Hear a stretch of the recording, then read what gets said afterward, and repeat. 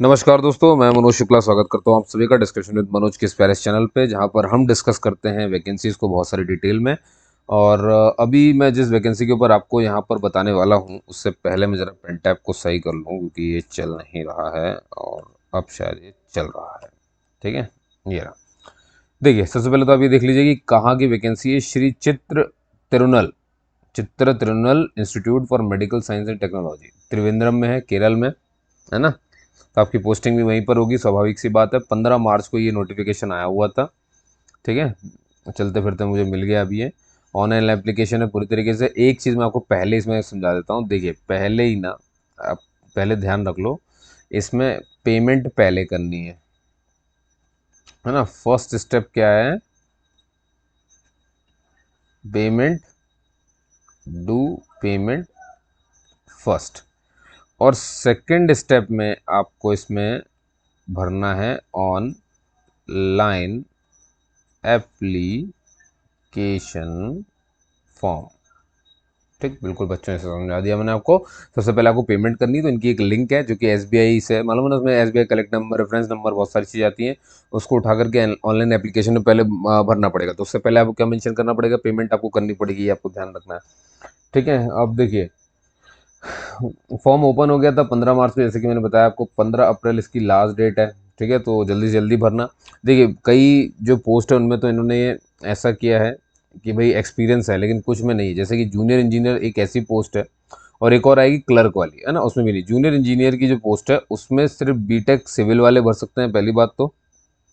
अगर किसी ने कैड किया हुआ है, कंप्यूटर एडेड डिज़ाइन जो होती है इंजीनियरिंग में होती है, अगर ये किया है तो उसके लिए थोड़ा सा डिजायरेबल, मतलब है कि अच्छी बात है इसमें। और इतनी तनख्वाह आपकी रहेगी, और इंजीनियरिंग में आपके 60% रहे। ठीक है, और एक्सपीरियंस नहीं मांगा गया इसमें। ठीक है, सिलेक्शन कैसे होगा? रिटन टेस्ट होगा और स्किल टेस्ट देना पड़ेगा आपको। इसके बाद आप देखोगे, मैं पोस्ट का नाम बता रहा हूँ, लेकिन इसमें क्या, इन सब में एक्सपीरियंस मांगा है। जैसे कि देखिए, टेक्निकल असिस्टेंट है, कार्डियोलॉजी, बनी बात है भाई, असिस्टेंट कार्डियोलॉजी का है। तो अब बीएससी, अब इसमें फ़र्क पड़ता है। जैसे बीएससी के बाद अगर किसी ने पोस्ट डिग्री 1 साल का जो है टेक्नोलॉजी कोर्स किया है, तो उसे 3 साल का एक्सपीरियंस चाहिए। लेकिन बीएससी के बाद अगर किसी ने डिप्लोमा किया हुआ है 2 साल का, तो उसको 2 साल का एक्सपीरियंस लगेगा। ठीक है, ये आप यहाँ पे दे सकते हैं। हाँ, ये कि जिस भी 2 साल का एक्सपीरियंस जो है ऐसे हॉस्पिटल में होना चाहिए जहाँ पर 200 बेड रहे हों। ऐसे ही टेक्निकल असिस्टेंट एनेस्थीसिया वाला देख लो, बीएससी के साथ अगर 1 साल का एक्सपीरियंस, वो क्या कहते हैं, सर्टिफिकेट है। ठीक है, तो 3 साल का एक्सपीरियंस मांग लिया उन्होंने। वहीं अगर आपके पास डिप्लोमा है 3 साल का, चाहे इलेक्ट्रॉनिक्स से हो, बीएमई से हो या इंस्ट्रूमेंटेशन से हो, तो 2 साल का अगर, मतलब डिप्लोमा, एक तो ये हो, दूसरा डिप्लोमा आपका ऑपरेशन थिएटर टेक्नोलॉजी में हो, या फिर ऑपरेशन थिएटर या एनेस्थीसिया टेक्नोलॉजी में हो, या इक्विवेलेंट इसके, और साथ में 2 साल का एक्सपीरियंस। तो कहीं पर भी देखोगे, तो अब जैसे बीएससी मान लो एनेस्थीसिया टेक्नोलॉजी करी है आपने, ठीक है, और 4 साल का अगर आपके पास एक्सपीरियंस है, भाई मान लो आपने कहीं पे भी अलग से डिप्लोमा या कोई सर्टिफिकेट नहीं लिया, तो फिर 4 साल का एक्सपीरियंस समझ गया। तो यहाँ पे 3 3 कैटेगरी है, इसको अच्छे से समझ करके आपको फॉर्म को भरना है। ऐसे ही टेक्निकल असिस्टेंट न्यूरोलॉजी है भाई, बीएससी और 1 साल का सर्टिफिकेट न्यूरोलॉजी में अगर लिया है या डिप्लोमा लिया है, तो 3 साल का एक्सपीरियंस शो करना है। और अगर आपने सिर्फ बीएससी करके रखी है न्यूरोलॉजी टेक्नोलॉजी में, तो 4 साल का एक्सपीरियंस शो करना पड़ेगा। मतलब सिर्फ बीएससी हो, बाद में कोई सर्टिफिकेट ना लिया हो तो दिक्कत है। अब जो मान लो किसी ने बीएससी करी और 2 साल का उसने डिप्लोमा कर लिया न्यूरो टेक्नोलॉजी में, तो उसको 2 साल का एक्सपीरियंस है। जिसने सिर्फ बीएससी करी उसके और 2 साल का कोई सर्टिफिकेट या डिप्लोमा नहीं किया न्यूरो टेक्नोलॉजी में, तो उसको पूरे 4 साल का एक्सपीरियंस दिखाना पड़ेगा, है ना। इतनी तनख्वाह मिलेगी। सिलेक्शन रिटन टेस्ट और स्किल टेस्ट के बाद ही होगा। फिर आ जाता है technical assistant IAS and IR, वही सेम पूरी कहानी है।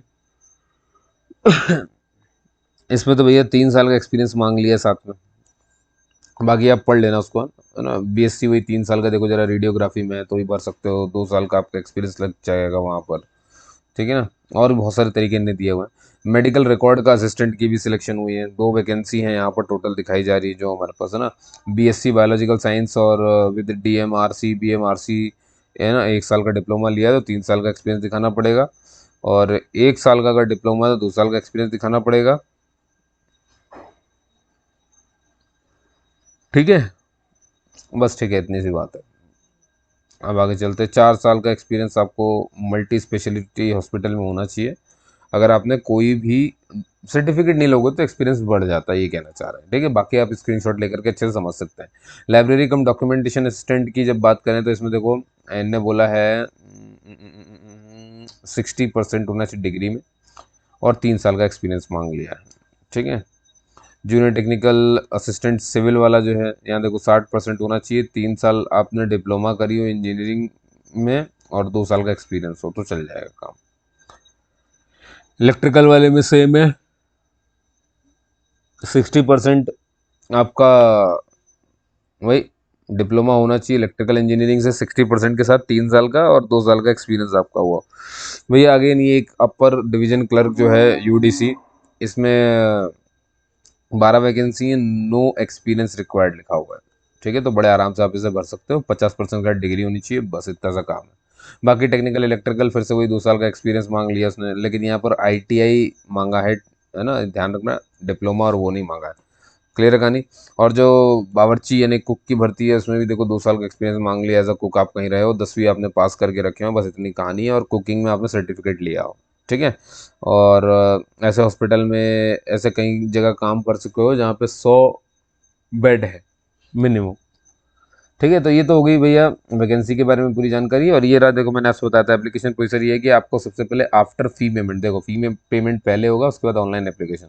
फी पेमेंट के लिए ये जो वेबसाइट दिख रही है आपको, इस पर जाकर क्लिक कर देना। ठीक है।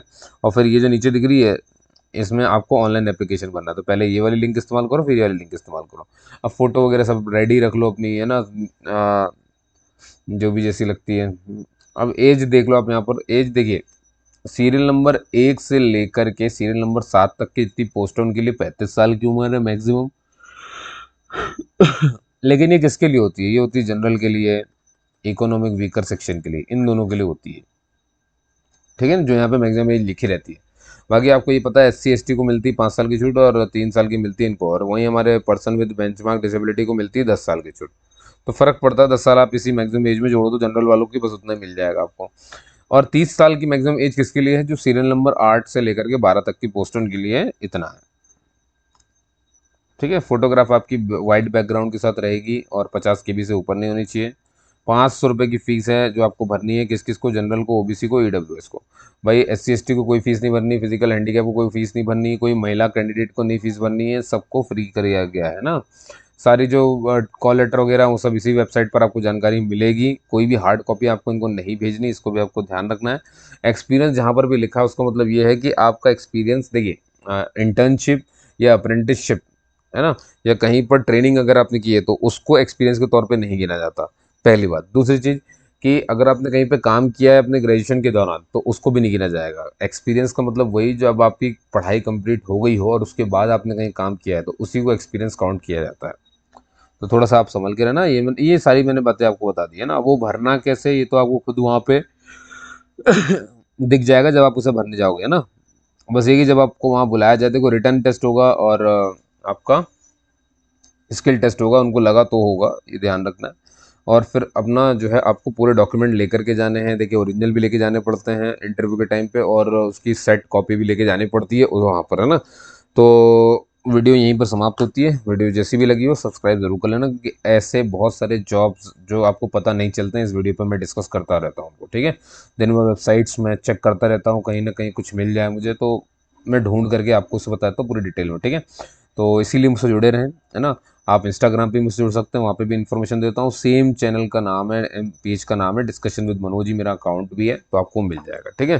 तो वहाँ जाकर के मुझे फॉलो कर लो, क्योंकि छोटी छोटी जानकारी जो है वो वहाँ पर भी मैं देता रहता हूँ जॉब से रिलेटेड, है ना। कि जैसे मान लो बहुत छोटी जानकारी है तो वहाँ दे दी मैंने, अब वो बहुत बड़ी है डिटेल में समझाना तो फिर यहाँ पर वीडियो बना देते हैं। शॉर्ट्स भी चेक कर सकते हो आप, यहाँ पर यूट्यूब के शॉर्ट्स होते हैं। मैं कहता हूँ एक बार आप वीडियो को खोल लिया करो, चैनल खोल करके एक बार चेक कर लिया करो, ताकि आपसे कोई डेट ना निकल जाए, है ना, हाथ से, कि भाई फॉर्म भरना था वो निकल गया और उसकी डिटेल यहाँ पे पड़ी हुई थी। इसलिए आप क्रॉस चेक करते रहा करें। ठीक है। चलिए, आपने मुझे सुना, बहुत बहुत धन्यवाद। तब तक के लिए जय हिंद, जय भारत, और आपका दिन शुभ हो, और मिलते हैं अगले वीडियो में।